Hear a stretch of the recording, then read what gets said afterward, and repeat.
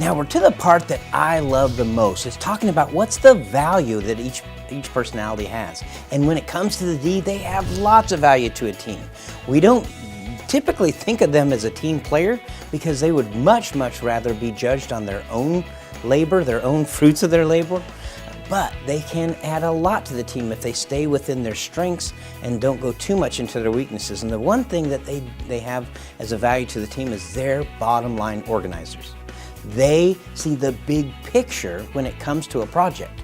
So they're very good at maintaining the focus on the goals. They see that goal, they see what they got to get done, and they go straight for it. They push others towards that goal sometimes.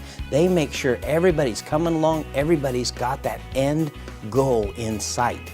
They put a high value on time. They can actually look at a project, think how much time it's going to take, and make sure they have the right resources to make sure that it gets done. But the one thing they'll do is they'll challenge the status quo. They don't like that term, well, we've always done it that way. Their thing is, if it's not broke, let's break it, then we can repair it and start over again. They're very innovative when it comes to their approaches to projects, to selling, to marketing. They don't like to think inside the box. They're very out-of-the-box thinkers, and they're very instinctive initiators. They love to initiate new projects. They love to think of new things that they can do.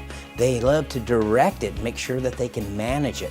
So they seem to sometimes rise to the top when it comes to leadership in a team, because they love that being in charge. They love that directing of folks.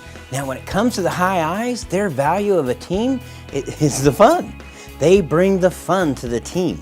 They're very creative problem solvers. They, just like the D's, they don't like to think inside the box. They think way outside the box. They're very gifted brainstormers. When it comes to how to look at a problem and figure out what the best course of action, they love to verbalize what they're thinking. And as people contribute and give their ideas, they're great encouragers. They always use a phrase like, that's a great question, or, man, I really appreciate you participating in that manner. They motivate others to achieve. Again, we talked about they're always glass half full. They always think what the team can accomplish, not what they can't accomplish.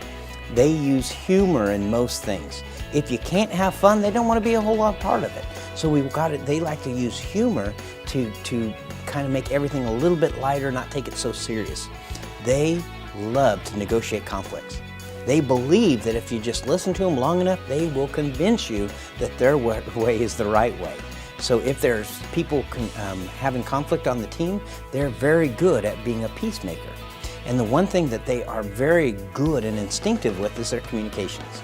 They're the ones that come in with great examples and stories. They bring things to life. When they walk in the room, everybody's excited because they know they're going to be encouraged. They know that the project's now going to be a little bit lighter. It's not going to be so serious, and they're going to have a little bit of fun when they do it. Now, when we talk about the S's, they really are all about team. They love the aspect of being on teams. They are very reliable and dependable. They're incredibly loyal team members. They love the whole idea of everybody contributing, everybody having a part.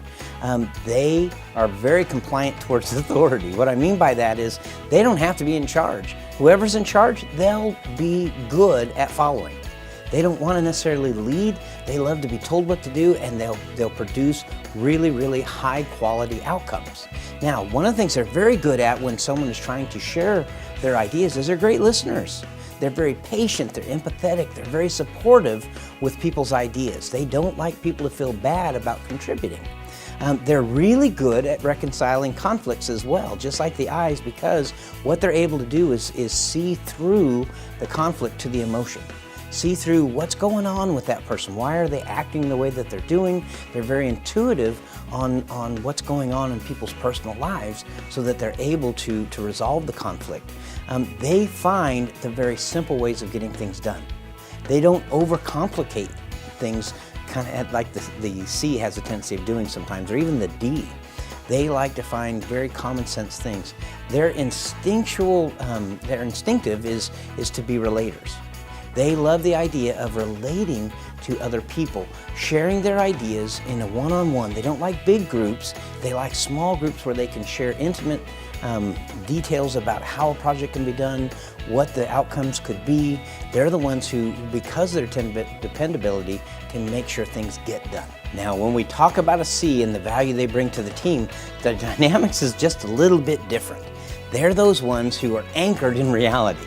What I mean by that is they are very common sense people. They are very conscientious and even tempered when they approach a project and approach working with people. They're very good at being thorough in all activities. They're able to make sure things are done in order. They love to gather information.